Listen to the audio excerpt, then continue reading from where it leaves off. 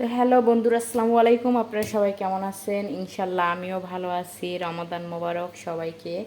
আজকে 2026 সালের প্রথম রমজান কাতারে। আজকে রাত্রে আমরা সিয়েরি খাবো। তো আমার হাজব্যান্ড ফ্রেশ গরুর মাংস নিয়ে আসছে, আর এখানে পাইনা কচু নিয়ে আসছে। পাইনা কচু দিয়ে আমি গরু মাংস দিয়ে রান্না করব। আপনারা দেখতে থাকুন আমার রেসিপিটা। তো বন্ধুরা, আমার হাজব্যান্ড মাংস নিয়ে আসছে, আমি এখন এগুলো বের করতেছি। মাংসগুলা মানে একদম ফ্রেশ গরুর মাংস, এগুলো গরুটা আজকে জবা দিচ্ছে।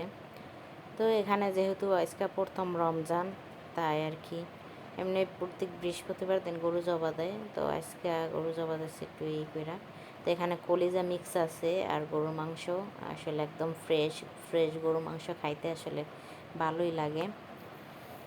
তো এই তো আমি দেখতেছি যে মাংসগুলা মানে কাইটা দিচ্ছে কিনা। মাংসগুলা দেখি কাইটা দিচ্ছে। এখানে আবার অনেকগুলো তেলও দিয়ে দিছে এক্সট্রা। তো এখানে আবার কচু আনছে, পাইনা কচু আর কি, এটাকে আমরা পাইনা কচু বলি। কে কী নামে জানেন আমি জানি না, কিন্তু আমরা এটা পাইনা কচু বলি, মানে পানিতে হয়। তো বন্ধুরা, আমি কচুটার মাঝখান দিয়ে কাটছি, মাঝখান দিয়ে কাইটা তারপরে এখন আমি চুলা নিতেছি। কচুটারে সুন্দর করে চুলা লাগবে, মানে কচুটা যেন থাকে না, কোনো ময়লা থাকে না। আসলে প্রথম আমি ছুরি দিয়ে চলতেছিলাম, তো ছুরি দিয়ে দেখি বেশি কাটা হয়ে যেতেছে।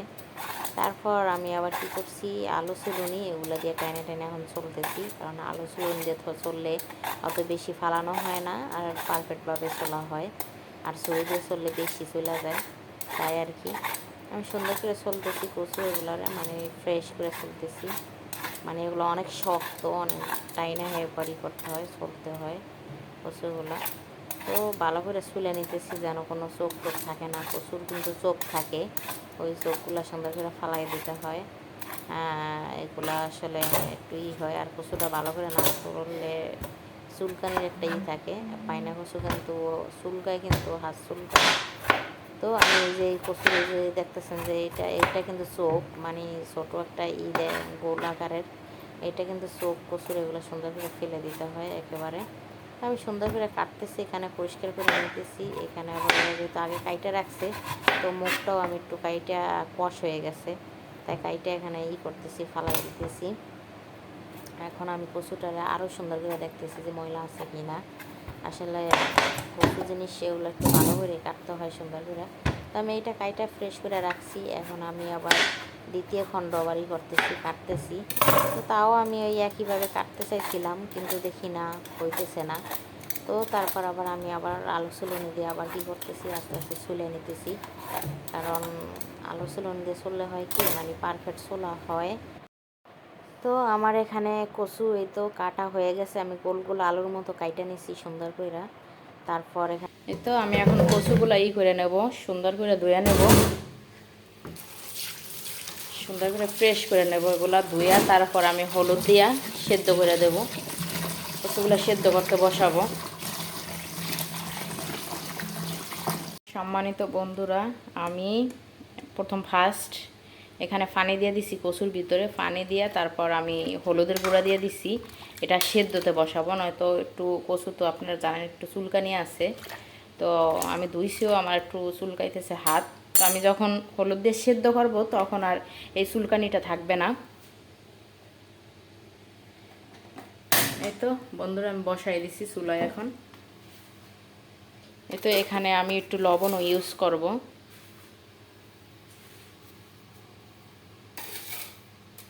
আপনারা আপনাদের পরিমাণ মতো লবণ দিয়ে দেবেন। তো আমি এখন গরুর মাংসটা করে নেব, ধুয়ে নেব, ফ্রেশ করে নেব গরুর মাংসটা। এখন আমি এগুলো আসলে একবারে ফ্রেশ গরুর মাংস, টাটকা আজকে করছে, ওরা জবাই করছে। কারণ যেহেতু আজকে আপনার কাতারে আজকে রাত্রে সিয়েরি খাবে, তো এখানে প্রত্যেক বৃহস্পতিবার শুক্রবার দিন গরু জবাই করা হয়। তো আজকে যেহেতু রমজান, প্রথম রমজান, এই উপলক্ষে ওরা গরু জবাই করছে। সবাই যেহেতু আজকে গরু মাংস কিনবে। তো বন্ধুরা, আমি এগুলো এখন সুন্দর করে ধুয়ে নেব। এগুলোর সাথে বন্ধুরা কলিজাও আছে, কলিজাও মিক্স করে নিয়ে আসছে মাংসের সাথে। মাংসের সাথে একটু কলিজা থাকলে ভালো হয়। তো সবার রমজান যেন ভালো যায়, ভালো কাটে যেন সবার রমজান। বরকতের মাস, রহমতের মাস, এই মাস হয়েছে গুনা মাসের মাস।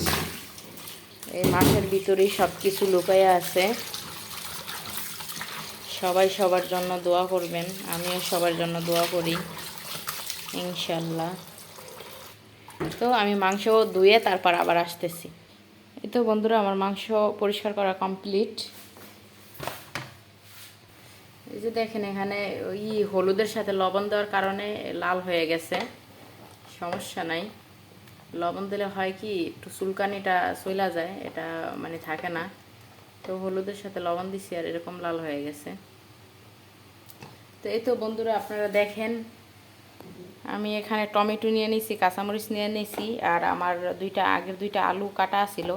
এই আলু দুইটাও আমি করব, দিয়ে দেব। এই তো এগুলো আমি করতেছি, ধুয়ে নিতেছি। তো বন্ধুরা, আমি রেগুলার যেগুলো ব্যবহার করি এগুলো নিয়ে নিছি। এখানে কাঁচামরিচ করে নিছি, আর এখানে আমার গরম মশলা আছে, এখানে তেজপাতা আছে, এখানে গরম মশলা আছে, গুঁড়া গরম মশলা, এখানে হলুদ, তারপর এখানে মরিচ, এগুলাই আমি ইউজ করব এখন। তো এখানে কচু এগুলো সেদ্ধ হয়ে গেছে প্রায়, আরও একটু সেদ্ধ করব। আর এখানে আমি আদা তারপর পেঁয়াজ কুচাই রাখছি। তো আলহামদুলিল্লাহ অনেক ভালো লাগতেছে। কাতারে আমি এই 2টা রমজান পাচ্ছি। 2025 সালে একটা রমজান পাইছি, আর এখন 2026 সালে একটা রমজান। শুকরিয়া আল্লাহর কাছে হাজার হাজার যে আমি 2টা রমজান কাতারে পাইছি এখানে।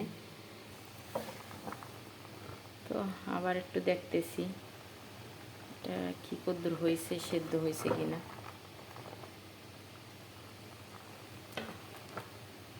এই যে দেখেন আমার বিড়াল, আমার পিঙ্কি। পিঙ্কি, পিঙ্কি, তুমি খানা খাইছ? পিঙ্কি, পিঙ্কি। তো আমি যেই পাতিলটার ভিতরে কচু সেদ্ধ করছি, ওই পাতিলটার ভিতরে আমি ধুইয়া তারপর মাংস বসাইতেছি। তা আমি প্রথম ফার্স্ট কী করছি, পাতিলটা দিছি, পাতিলটা দিয়ে পানিটা শুকাই নিছি। তারপর আমি কি করছি, সরিষার তেল দিছি। আমি আজকে মাংসটা রান্না করব পুরো সরিষার তেল দিয়া। তো এখানে আমার পেঁয়াজ তারপর আদা রসুন এগুলা দুকুনি দিয়ে দিতে নিচ্ছি, কুচাই নিচ্ছি। এগুলো আমি এই সরিষার তেলের ভিতরে এখন দিয়ে দিচ্ছি। তো এখন আমি কী করবো, একটু নাইড়া দেবো সুন্দর করে। আমি সুন্দর করে নাইড়া দেবো, নাড়ার পর তারপর আমি এখন কী করবো, আমি দিয়ে দেবো, লবণ দিয়ে দেবো। কারণ লবণটা দিলে হয় কি, এই পেঁয়াজ তারপর আদা রসুন এগুলো মানে নরম হয়ে যায়, তাড়াতাড়ি নরম হয়ে যায়, পানিটা ছাড়া যায়, খুব তাড়াতাড়ি গলা যায়। তো আপনারা এটা করতে পারেন, ট্রাই করতে পারেন, এরকম এরকম সময় মানে লবণটা দিতে পারেন। তো এরকম সময় লবণটা আমি সবসময় ব্যবহার করি। তো এরকম সময় লবণটা দিলে আমার মনে হয় যে খুব তাড়াতাড়ি হয়ে যায়। তো এখানে গরম মশলা আমি এলাচ তারপর দারচিনি তারপর লবঙ্গ এগুলো দিয়ে দিচ্ছি। তো দিয়ে দেওয়ার পর তারপর আবার তেজপাতাও আমি করছি, এখানে ইউজ করছি। যে তেজপাতা এখন আমি করছি, এখানে দিয়ে দিচ্ছি। তো এখন আমি সুন্দর করে নাড়বো, যেমন লাই করে নিচে যেন লাইগা না পড়ে, তাই আর কি। এই তো এখানে আমি হলুদ পরিমাণ মতো নিতেছি একটা বাটির ভিতরে। ভাবতেছি আজকে হলুদ মরিচের গুঁড়ো এগুলো সব পানি দিয়ে গোলাইয়া তারপর আমি ইউজ করব ওখানে। তো আমি 1 চামচের বেশি হলুদের গুঁড়া দিচ্ছি, আর মানে আর 1 চামচ মানে মরিচের গুঁড়া দিচ্ছি। তারপর ওখানে গরম মশলার গুঁড়া দিচ্ছি আমি 1 চামচের মতো। তো তারপর প্রথম 1 চামচ হয় নাই ওখানে, তারপর দ্বিতীয়বার একটুখানি দিছি। এখন আবার আমি এখানে এই পানি দিয়ে এগুলো গোলায় নিচ্ছি সুন্দর করে। পানি দিয়ে এখন সুন্দর করে এগুলো গোলায় নিতেছি। সুন্দর করে গোলায় দিলে হয় কি, মানে এটা একটু মানে ভালো হয় আর কি, তো তাড়াতাড়ি হয়ে যায় আর কি। তো এই যে আমি এখন এগুলোর ভিতরে ডাইলা দিতেছি সুন্দর করে। মনে হয় পানিটা একটু বেশি হয়ে গেছে, সমস্যা নাই, মানে এগুলো তো আমি এমনিও কষাবো। তো এই যে আমি এখন দিয়ে দিচ্ছি, এখন সুন্দর করে নাড়বো। নাড়ার পর তারপর আমি করব ওই যে আগুনটা একটু বাড়াই দেবো, যাতে পর্যন্ত এই মশলা কইসা মানে তেল না আসে, তেল না বের হয়, এটা পর্যন্ত আমি কষাবো। তো বন্ধুরা, আমার মশলা কষানো হয়ে গেছে, এই মশলা দিয়ে এখন তেল বের হয়ে গেছে দেখেন। তো এখন আমার মশলা কষানো হয়ে গেছে। এখন আমি করব আস্তে আস্তে হাত দিয়ে গরু মাংসগুলো দিয়ে দেব। আমি আগে থাকতে মাংস ধুইয়া তারপর একটা হাতার ভিতরে করে নিছি, মানে আপনার পানিগুলো জড়াই নিছি। আর রক্ত পানিগুলো আগেই পড়ে গেছে, মানে এরকম করে আপনারা মাংস করে হাতার ভিতরে করে রাখতে পারেন। তারপর আমি হাত দিয়ে দিয়ে দিতেছি। তো এখন সুন্দর করে আমি সব মাংস দিয়ে দিছি। এখন আমি সুন্দর করে নাড়বো। এখানে কিন্তু একটুও পানি নেই, দেখেন আপনারা, কারণ আমার গরুর মাংস থেকেই পানি বের হবে। এই পানি দিয়েই গরুর মাংস থেকে যেই পানিটা বের হবে ওই পানি দিয়েই আমি করব, মানে মাংসটা কষাবো সুন্দর করে। এক্সট্রা আর করবো না, পানি দেবো না আমি। এই পানিতেই, এই গরুর মাংস থেকে যে পানিটা বের হবে ওইটা দিয়েই আমি করব, কষাবো। দেখেন এখানে কিন্তু একটুকু পানি নেই, এটা কোনো মশলার ভিতরে পানি ছিল না। এই যে বন্ধুরা দেখেন, আমি কচুরে সিদ্ধ করে রাখছি। আসলে রাত্রে রান্না করতেছি তাই ভালো বোঝা যাচ্ছে না, এখানে আলোটা একটু কম। এই যে কচুরে সিদ্ধ করে রাখছি সুন্দর করে। এই দ্বারা আবার আমি করব, এই কি বলে খইসা পিঠা আর কি আমরা বলি, এটার করব, বানাবো। আমি যেহেতু রাত্রেই খাই না, ভাত খাই না, তার জন্য চাইলের গুঁড়ি দিয়ে এগুলো বানাবো আমি এখন। আর এধারে দেখি, এধারে খোলা বসাই দিচ্ছি, এটার মধ্যে বানাবো। এধারে দেখি, এবার কাঁচামরিচ দিয়ে দিছিলাম, দেখি মাংস কতটুকু হয়েছে। আজ হইতেছে, পানি আজও বের হয় নাই, অল্প বের হয়েছে। তো এগুলো ভালো করে আমি করব, মানে কষাবো, বোনা করব ভালো করে। তারপর লাস্ট পর্যায়ে আমি কচু করব, দেবো। আপনারা আমার সাথেই থাকুন, কি করতেছি দেখুন। এই যে এখন আমি এই পিঠাগুলো বানাবো, আমার খোলাটা গরম হয় না। এই যে বন্ধুরা দেখুন, প্রথম খোলা দিতেছি এখন। বিসমিল্লাহ। পানিটা বেশি হয়ে গেছে আসলে। দেখেন বন্ধুরা, আমি কি বানাইতে চাই, আমার কি হয়ে গেছে দেখেন। বানাইতে চাইছি কি পিঠা, আর হয়ে গেছে কি। আমার মতো এরকম পাগল কে কে আছে বলবেন। দেখেন কি অবস্থা, বানাইতে গেছি পিঠা আর আমার হয়ে গেছে কি কাই। পিঠা বানানোর কাই হয়ে গেছে, এটা কোনো কথা? এখন এগুলো ফেলে দেবো আমি। এখন আমি অন্য পিঠা বানানোর ট্রাই করব। এটা যেহেতু হয় নাই, আসলে চাইলের গুঁড়িটা আমার মনে ভালো ছিল না, কোনো একটা সমস্যা হয়েছে। এখন আমি হাত জারা পিঠা বানানোর ট্রাই করব। এখন আর একটা দিয়ে দিচ্ছি।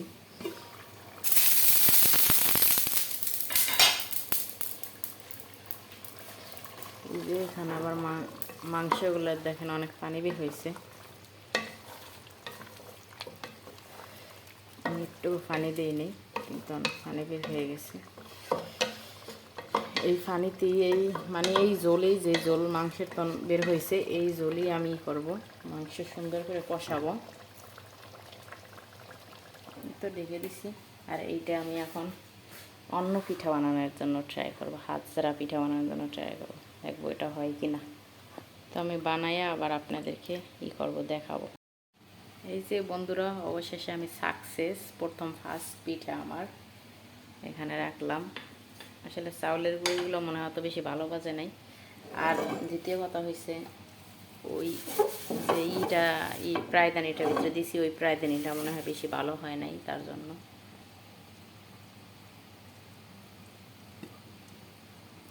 আমি হালকা করে তেল দিয়ে দিছি, তেলে এগুলো ব্রাশ করে দেব। এগুলো হয়েছে টিস্যু পেপার, টিস্যু পেপার দিয়ে তেলে ব্রাশ করে দেব।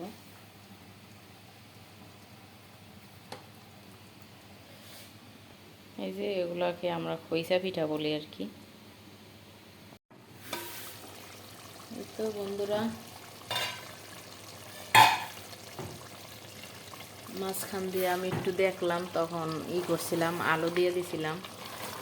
কারণ আলুগুলো এগুলোর সাথেই করে নেই, যেহেতু আমি কচুগুলো আগেই সেদ্ধ করে নিছি, পরে আলুর সাথে কচু দিলে আলু সেদ্ধ হবে না, তাই একটু আগেই আলুগুলো আমি দিয়ে দিছি কষানোর সাথে, আজও কষাইতেছি। তো আর যে কচু দেই নাই, জলও দেই নাই, আরও অনেক ভালো করে কষাইতে হবে। আসলে মাংস যত বেশি কষানো হয় তত বেশি মজা হয়। এবারে আমি করছি ভাত বসাই দিছি।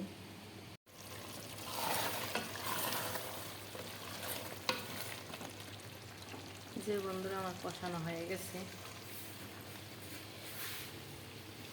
তো এবার আমি সেদ্ধ করা এগুলো দিয়ে দেব, কচুগুলো দিয়ে দেবো।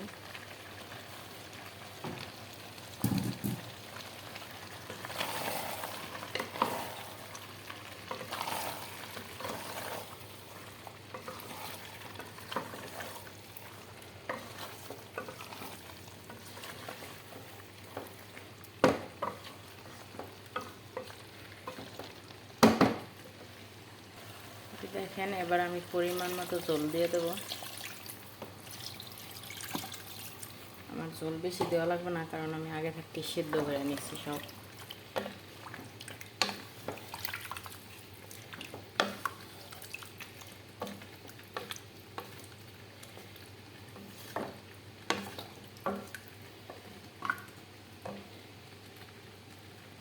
এই যে এবার আমার ভাতও হয়ে গেছে। যে আমার পিঙ্কি পানি খাইতেছে। তরকারি হয়ে গেলে তারপরে এই জিরার গুঁড়োগুলো দেবো আমি, এগুলো আমি গুঁড়ো করে রাখছি।